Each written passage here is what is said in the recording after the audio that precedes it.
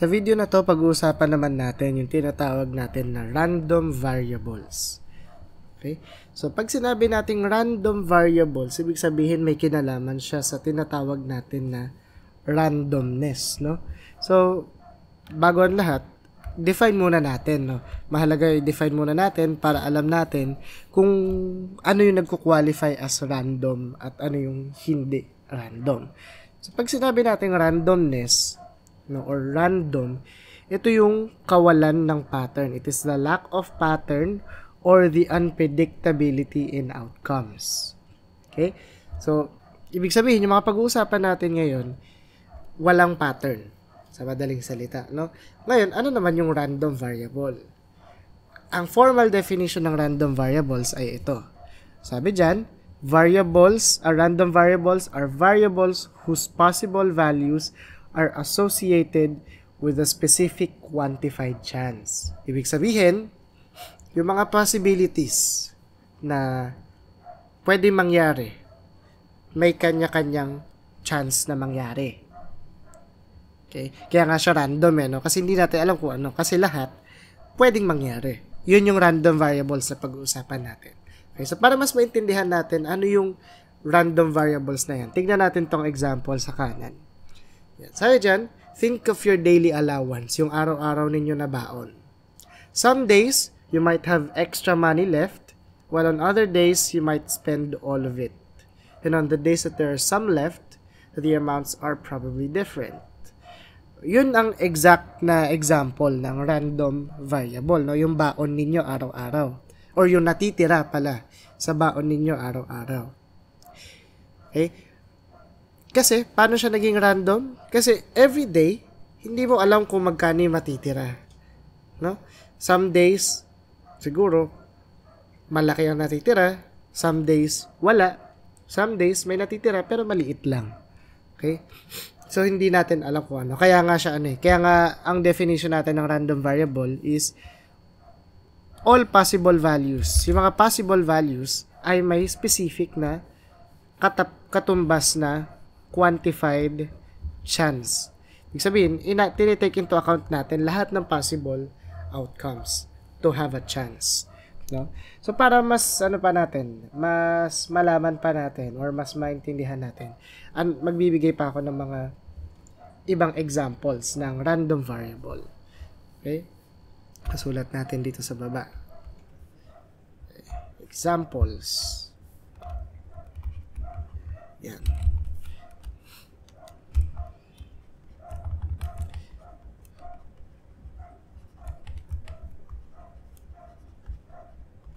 Yan. Examples.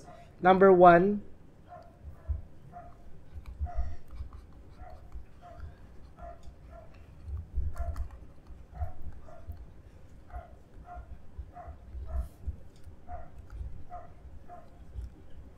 Okay, number 1 example natin yung attendance sa classroom per day. Okay? Yung present sa isang araw, yung bilang, pwedeng iba naman yung sa susunod na araw. Iba rin yung sa nakaraan. Tapos yung mga susunod pa na araw, iba-iba. Yung bilang ng present sa isang araw or sa iba't ibang araw, mahirap ma-predict, no? Walang pwedeng maging pattern. Number 2 example, yung bilang ng sasakyan na dumadaan sa traffic light per hour. No? Number of cars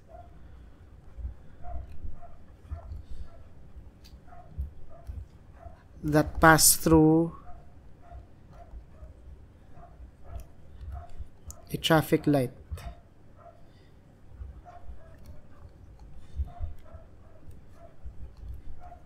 per hour. Yan, random din yan, no? Hindi natin mahirap ma-predict kung ilan ang dadaan per hour. Pwedeng itong oras na to, itong hour na to, madami. Traffic. Pwedeng sa susunod na oras, wala na. Okay? Pwede tayo magkaroon ng pattern na kagaya sa rush hour, ganun. Pero yung exact na number, mahirap ma-predict. So, that's the number 2 example. Number 3 example, the number of tosses, no? Number of tosses or number of heads pala. Number of heads na lalabas in multiple tosses. Yan. Hindi rin natin mapipredict yan, no? Kung ilan ng heads na lalabas, ilang ulo.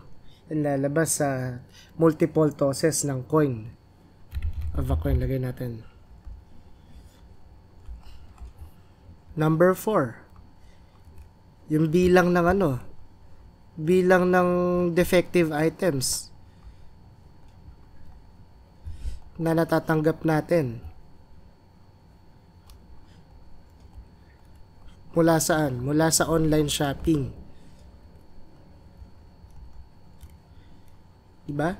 Hindi natin mapipredict yan. Okay? So that is also random. Okay? Usog lang natin saglit. Yan.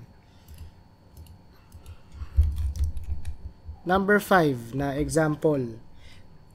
Sa isang barangay, maraming mga bata, iba-iba ang height. Okay? That is also random. Mahirap i-predict yan. Okay? So, yan. The height of children in a barangay. And last example natin is yung tagal ng nagugugulin ng iba't ibang tao para sa iisang task, no? The time different people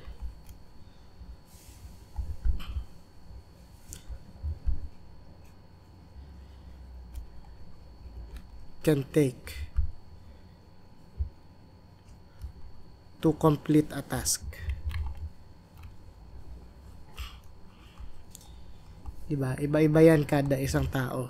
Okay, so random variable yan kasi hindi mahirap siyang ma-predict. Now, so random variables, pag ang pinag-uusapan natin ay random variables, kagaya nung napag-usapan natin sa types of data, meron din tayong tinatawag na discrete at saka continuous, no? Discrete, dito na natin ilagay sa baba. Yan. Discrete random variables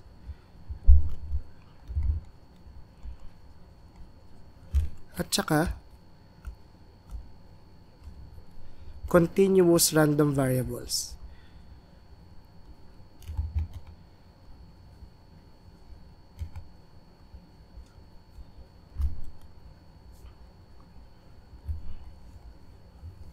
Yan. So, may dalawa rin tayong type ng random variable. Isang discrete, isang continuous. So, kung kagaya nung definition natin sa discrete at saka continuous, similar lang din dito. Ang pinagkaiba lang, nadagdagan siya ng randomness, no? So, pag sinabi nating discrete random variable siya, ibig sabihin, variable na hindi na mahirap ma-predict, na binibilang. Okay. So, ang formal definition natin ng discrete random variable ay random variables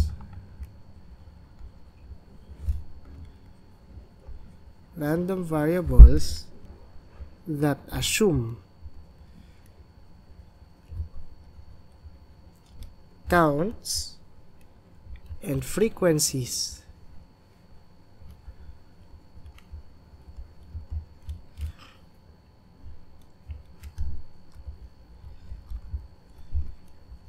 as its distinct possible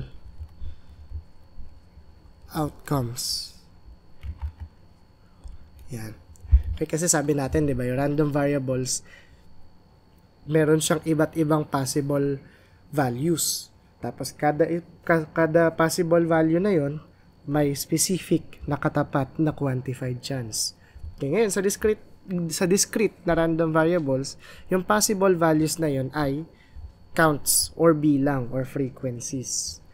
Okay? Dito sa 6 nating examples, etong 1 to 4, lahat yan ay discrete. Kasi lahat yan ay binibilang. No? Attendance, binibilang natin yung present per day. O, number of cars, yun na nakalagay na, no? Number of cars, binibilang natin yung sasakyan. Number of heads, binibilang natin kung ilang beses lilitaw yung ulo kada toss. Number of defective items, or binibilang natin kung ilan yung defective items, no? So these are random variables na discrete. Okay? Pagdating naman kay continuous, ito naman yung random variables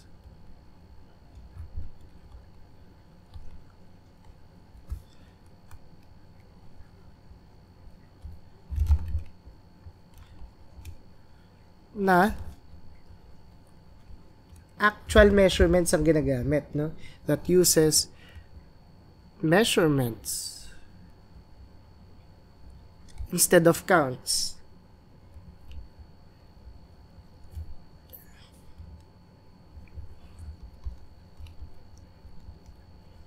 Yan.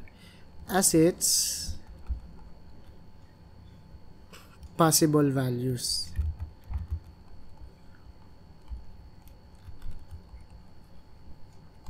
Yan. Yan naman ngayon si continuous, no? Kanina si discrete, kagaya ng discrete variables, discrete random variables are random variables na binibilang. Si continuous, kagaya ni continuous variable, si continuous random variable ay random variables that use measurements. Sinusukat naman natin. Itong 5 at 6, yan naman ay continuous. No? Kasi height, sinusukat natin yan. Time, sinusukat din natin yan.